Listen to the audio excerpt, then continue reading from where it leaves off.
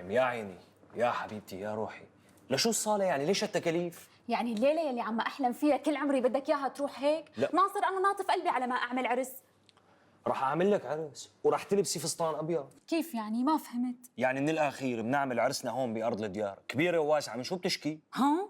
بارض ديار بدي اعمل عرسي؟ يا حبيبتي ايه بارض ديار؟ وين المشكله؟ بعدين كانك عم تغيري بكلامك، مو انت قلتي لي ضب ايدك ووفر شويه مصاريف؟ ما اختلفنا، هذا الحكي قبل ما نتفق انه نسكن هون عند امي. شو ناصر؟ بدك تتجوزني ببلاش؟ شو بك هون؟ رجعتوا للمناقرة والمناهدة؟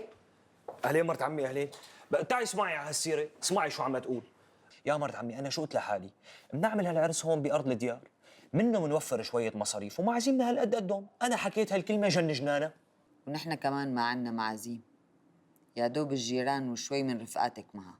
يا عيني عليكي، ما انا كمان مقطوع من شجره يا مرت عمي، لا وراي ولا قدامي. ماشي ناصر، رح نفكر بحكيك، لا تقلبوا لنا اياها غم. الله يخلي لنا اياكي يا رب.